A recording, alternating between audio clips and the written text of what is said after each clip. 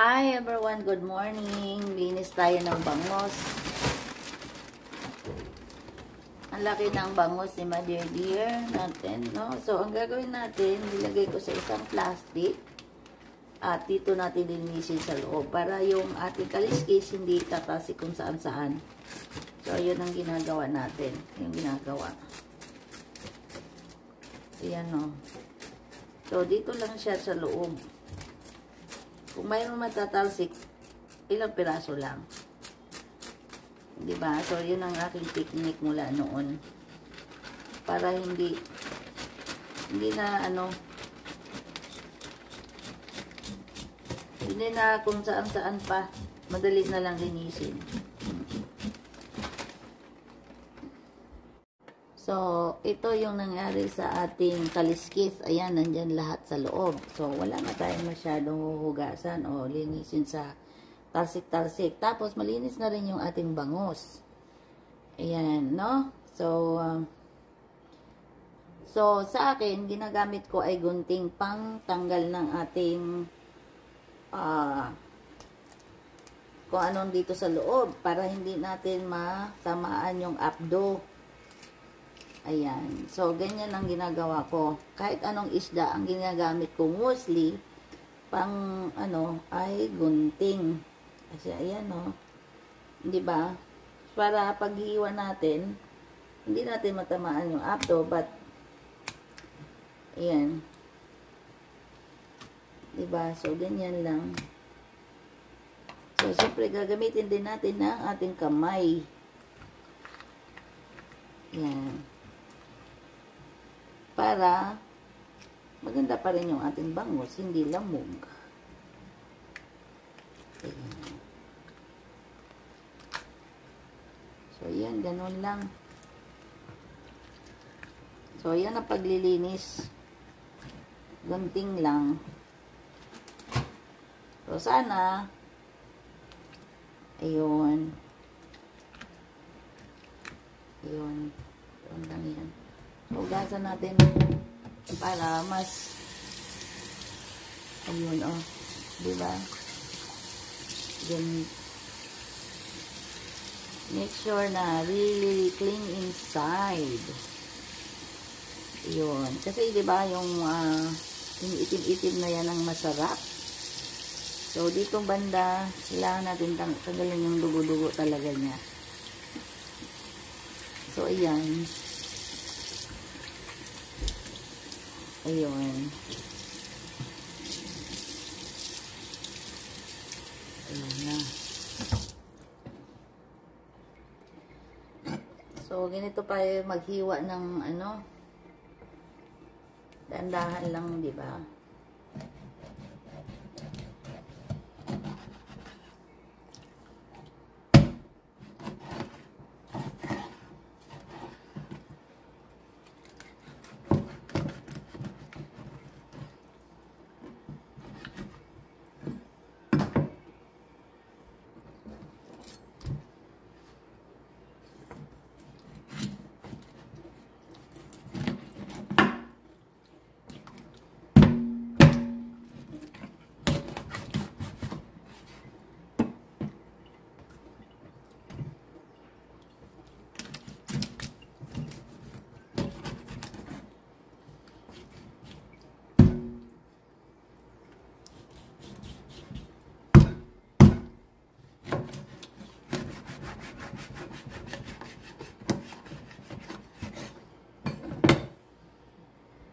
Okay, so pipigaan natin ng lemon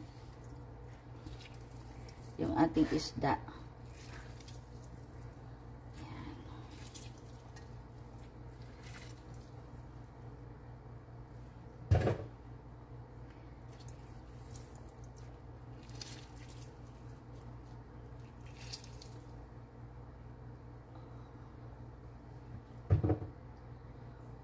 Lagyan natin peppers.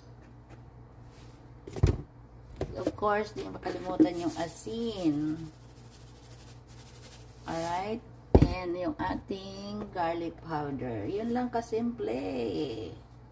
Simpleng-simple lang natin ito. So, ayan. ihalo-halo lang natin para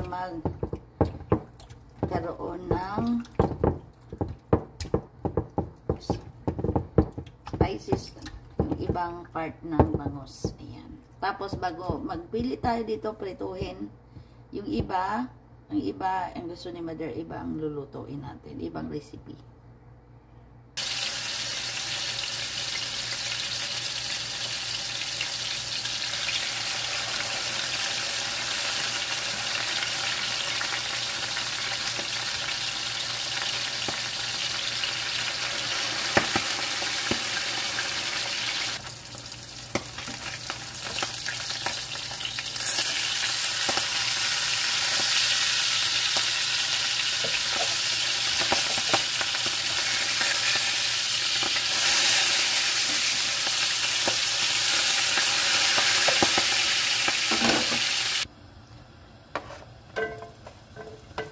Pinagprituhan lang natin ng isda, yung konting mantika, palagay lang natin konti. Ayan, unahin natin yung garlic. Ayan. Sunod natin yung sibuyas. Yung po recipe lang po ang ating gagawin today. Yung ating bangus. At may loya po tayo. Lagyan natin ng loya. Uy, bango na. And of course, di natin pwedeng ihaluan ng ating peppers o at garlic ay sa Bisaya. Diba? So, ayan. Ayan lang po. Loya. Tapos, ilalagay natin yung ating beef. Yung beef.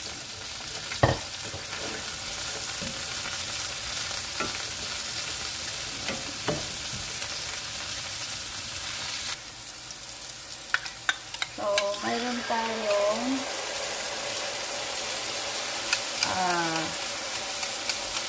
oyster sauce.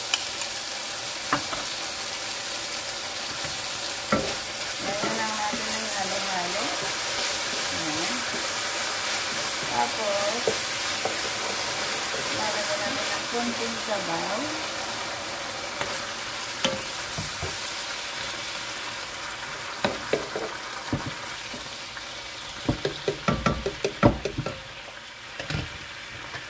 At yung ating cornstarch o slurry natin.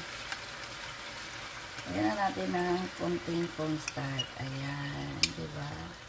Para mas malapot yung ating sauce.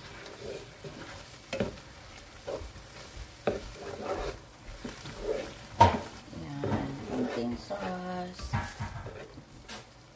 At ilalagay natin yung ating bangus. Pirasong bangus. At yung ating crab. Yan, may crab tayo. Iyon. Ayos ba? Ayan. So, hinaan lang natin yung apoy kasi ayan, hayaan muna natin dyan.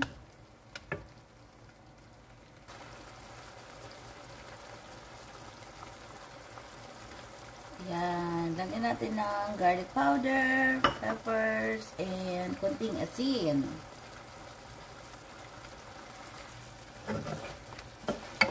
Yan na. Ox na naman yung ating lunch and dinner. Yun. Luto na siya.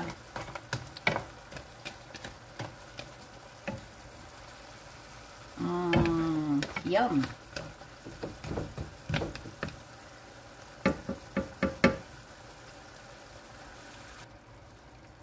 Ihabol natin yung fresh para mas masarap yung ating ano. At may konti tayong jalapeno dyan. Pero tinanggalan ko ng buto para hindi masyadong maanghang. Ayan. Thank you for watching.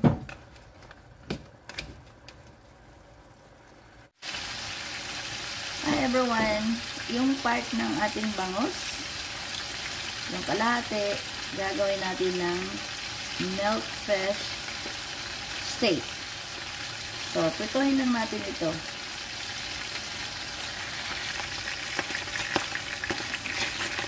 So, pwede na natin balik ka rin yung bangus. Hanggang nag-brown na yung kabila. Usual. Diba? Ayan. Ayan. Agoy na natin yung ating isda. Okay, hanyayin natin yung ating isda muna. So, yun ang pinagprituhan natin kaninang isda. Ginamit din natin ng konting mantika. Alright, tapos mayroon tayong garlic dyan. At lagyan natin din ng konting luya. Ano sa inyo kung lagyan na ng luya? Okay.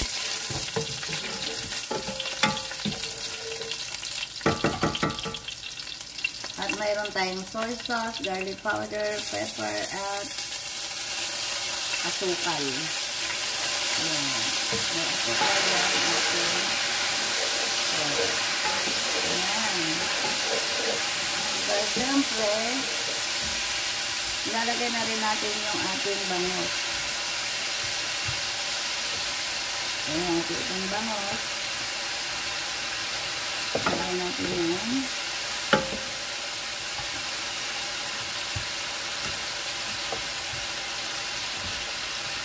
Ayan. Diba? So, sobrang laki ng bangus natin.